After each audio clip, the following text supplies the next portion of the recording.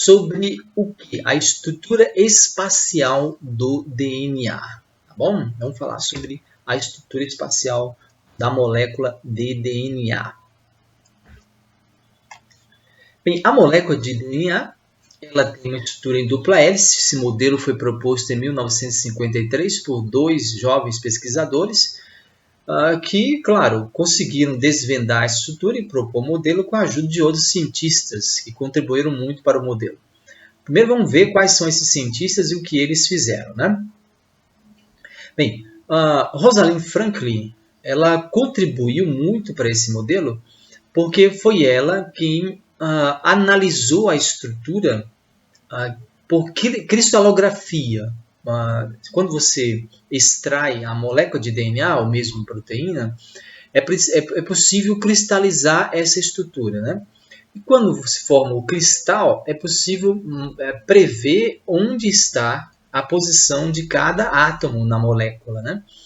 E usando, então, uma técnica de difração de raio-x, cristalografia de raio-x, foi possível perceber a estrutura da molécula, ou seja, que era possível que a molécula de DNA ela tinha duas cadeias, não é? Formando uma hélice dupla. O trabalho de Maurice Wilkins foi exatamente preparar essas amostras contendo uma série de moléculas de DNA emparelhadas, né? Uma amostra muito bem feita que permitiu que ela conseguisse fazer uma análise cristalográfica da molécula de DNA e assim contribuir para que os dois jovens estudiosos, um inglês e um americano, conseguissem propor o modelo do DNA. Aqui está Rosalind Franklin, que não foi devidamente respeitada, não foi devidamente considerada, não é? Foi ignorada muitas vezes pelo Watson e Crick, mas os seus trabalhos foram decisivos. Observe que na figura do baixo nós temos uma espécie de radiografia, né, da molécula, que dá para perceber que você tem duas cadeias formando hélice, né? Então essa estrutura aí ficou claro. E aí eles conseguiram demonstrar, né, ou apresentar o modelo que convenceu a comunidade científica da época e é o modelo aceito até hoje, embora umas pequenas modificações foram acrescentadas depois. Um outro trabalho importante foi exatamente desse pesquisador chamado Edwin Chargaff. Edwin Chargaff tinha analisado o DNA de várias espécies, inclusive de diferentes células do nosso organismo, né? E ele então resolveu quantificar as bases nitrogenadas. Então, entenda que a composição química do DNA nessa época já era conhecida. E que Edwin Chargaff ele conseguiu quantificar essas moléculas. E o que ele percebeu? Que a quantidade de adenina era sempre equivalente à de timina. E que a quantidade de citosina era sempre equivalente à de guanina. Então, isso apontava para quê? Uma molécula que tinha duas cadeias e que essas cadeias eram complementares, né? Então, se numa cadeia eu tenho adenina e na outra eu tenho timina, é natural que elas sejam equivalentes mesmo, né? E se uma tem citosina e outra tem guanina, elas são equivalentes. Então, nós temos duas moléculas de DNA que são duas cadeias de DNA que são complementares. Por isso que a quantidade era a mesma. Embora o trabalho tenha sido muito importante, relevante para a descoberta do modelo, né, para a proposta do modelo, os trabalhos também não foram reconhecidos e ficaram pelo menos 3 anos sem o devido reconhecimento. Watson e Crick, então, jovens pesquisadores, aqui representados nessa figura, propuseram um modelo. E o modelo convenceu mais do que o modelo proposto por outros pesquisadores, por exemplo, né? Então, nesse modelo deles, dizia, olha, o DNA tem duas cadeias, essas cadeias elas estão ligadas por ligação de hidrogênio, essas ligações de hidrogênio ocorrem entre as bases nitrogenadas, a adenina se liga à timina, a citosina se liga à guanina, elas estão posicionadas para o interior da molécula, enquanto que o esqueleto de fosfato e carbono estão do lado de fora. Nessa figura, dá para você perceber, essas fitas azuis aí representadas, representam o esqueleto de fosfato e açúcar, enquanto que essas outras internas, né, mais internas, representadas pelas letras G, C, A e T, elas são as bases nitrogenadas, estão para dentro, para o interior da molécula, né? E o que mais que eles disseram? Que essas duas cadeias, elas são antiparalelas, ou seja, uma está em ponta cabeça em relação à outra. Então, se uma é 5 linhas, 3 linhas, a outra obrigatoriamente é 3 linhas, 5 linhas, né? Para permitir exatamente que essas bases nitrogenadas liguem entre si, tá bom? Aí o modelo, obviamente, nós temos uma série de outras ligações que ocorrem, por exemplo, para deixar essa molécula aí dessa forma, né? As bases nitrogenadas, elas ficam como achatadas. Elas ficam achatadas no meio, tá certo? Planas no meio, e devido à atração, à interação hidrostática entre essas moléculas, contribui para esse modelo de dupla hélice. Acende outras interações também, como ligações de hidrogênio entre determinados grupos químicos, acaba sendo também o responsável pela estrutura em dupla hélice da molécula de DNA. Aqui, ó, dá para a gente perceber no outro modelo, tá aí a forma, né? De vermelho, ou melhor, de amarelo é o grupo fosfato. Aí você tem um esqueleto formado de pentose, que está representado por açúcar fosfato. As ligações que acontecem entre as duas cadeias, que aí nessa figura não está representada, mas lá embaixo está escrito bases nitrogenadas, ligações de hidrogênio acontecendo entre elas.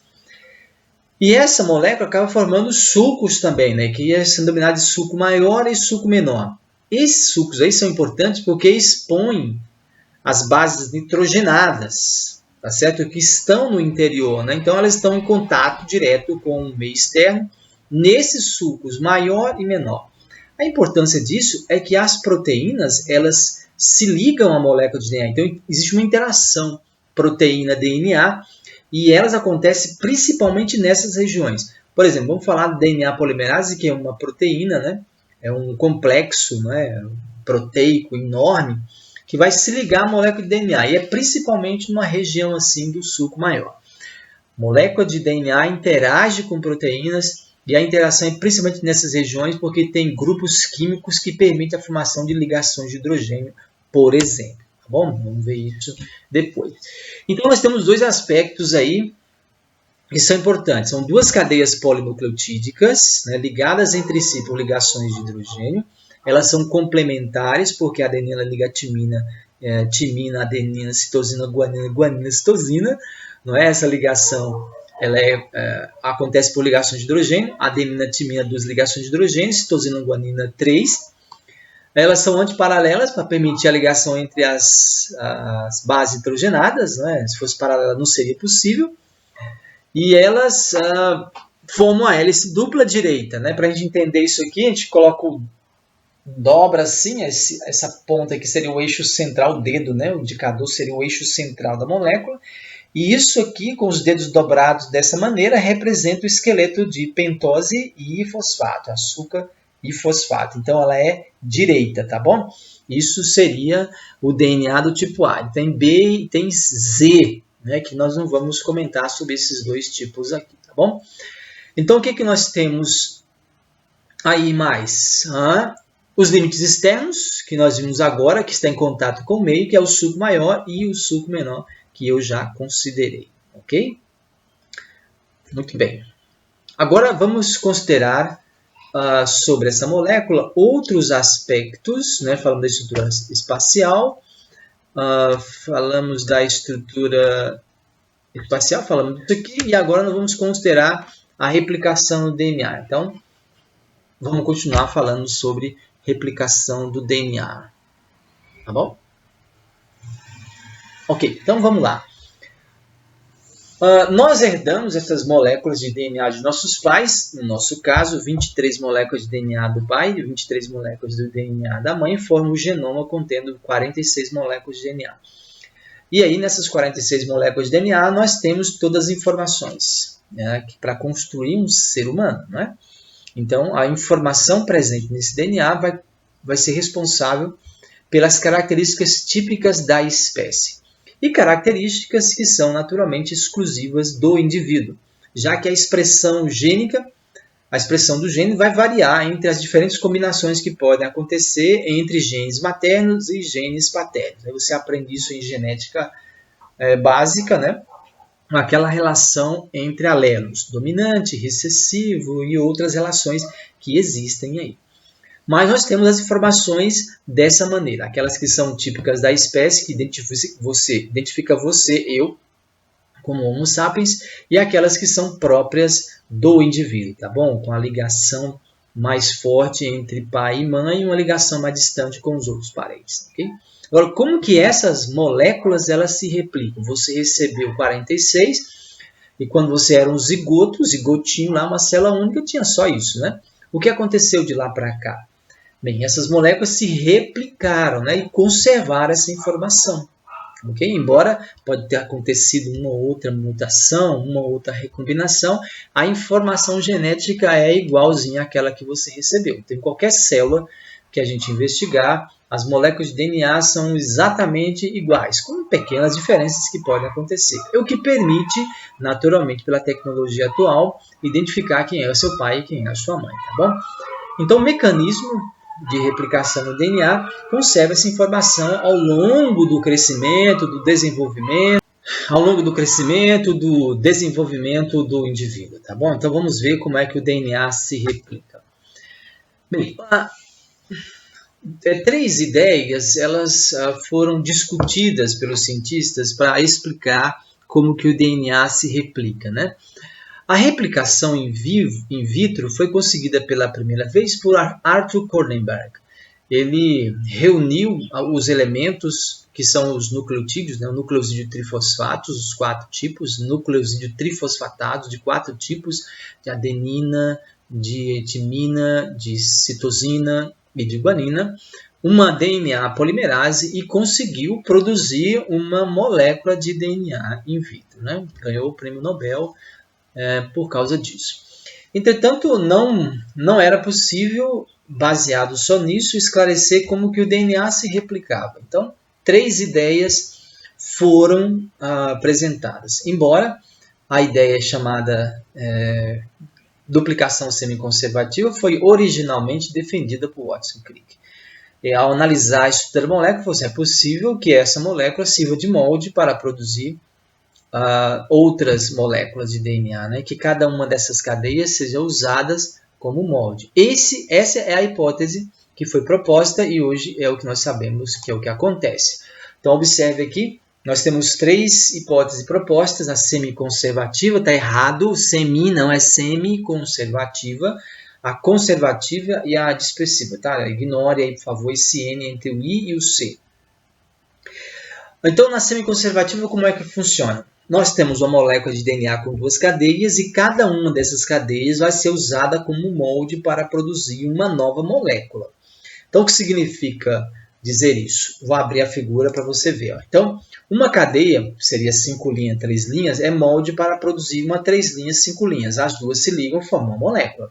A outra cadeia, que é a 3 linhas, 5 linhas, é molde para produzir uma 5 linhas, 3 linhas. Forma uma molécula constituída de uma 5 linhas, 3 linhas e a outra 3 linhas, 5 linhas. Então, quando a molécula de DNA ela utiliza cada uma das suas cadeias como molde para produzir uma nova molécula, isso é chamado de semiconservativo, semiparcial, né? Ou seja, metade da cadeia se conserva, é usada como molde para produzir uma nova. Do jeito que está aí, a azul seria a cadeia velha e a de vermelho seria a cadeia nova. Okay? Essa a explicação para o modo semiconservativo. Já a replicação chamada conservativa, uma molécula de DNA é usada para produzir 2 moléculas. Aí uma dessas moléculas filhas conserva as 2 cadeias, observe representado por azul. E surge uma nova molécula constituída de 2 cadeias novas. Okay? 2 cadeias novas. Daí o nome conservativo. As 2 cadeias da molécula mãe se conservam em uma das moléculas filhas. Né?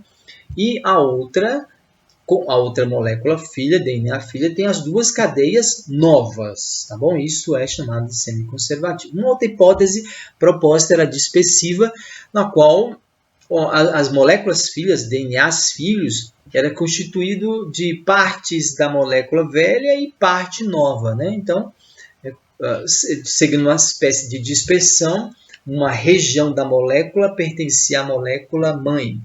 Um outro pedaço pertencia é uma nova, né? Por assim dizer, uma região nova.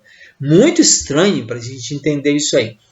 E aí nós tivemos um trabalho de cientistas exatamente para explicar como é. Então, pesquisadores, né, propuseram experimentos para provar qual ideia estava correta. Então, 2 pesquisadores, chamados Mendelssohn e Stoll, eles realizaram um experimento com bactérias Escherichia coli, e nesse experimento eles demonstraram que a síntese do DNA é semiconservativa, tá bom? Não vamos falar desse experimento aqui, que ele é meio longo, mas você pode dar uma lida na internet aí sobre o experimento de Mendelssohn e Stoll e ver como que eles realizaram esse experimento para demonstrar que a síntese ela é semiconservativa, tá bom? Então tem um embasamento científico no qual prova que a síntese de DNA ela é semiconservativa, ok? E as outras foram, por assim dizer, não foram provadas, ou seja, não foram comprovadas. Então, a que foi comprovada foi a hipótese semiconservativa, é o que vale hoje, tá bom? Então, o DNA se replica de modo semiconservativo, ou seja, cada uma das cadeias da molécula mãe é usada como molde para produzir uma nova cadeia, de modo que essa molécula filha que surge é constituída, as 2 moléculas que surgem são constituídas de uma cadeia velha que pertencia à molécula mãe e uma cadeia nova recém-sintetizada. Ok? É isso. Vamos ver o mecanismo de síntese.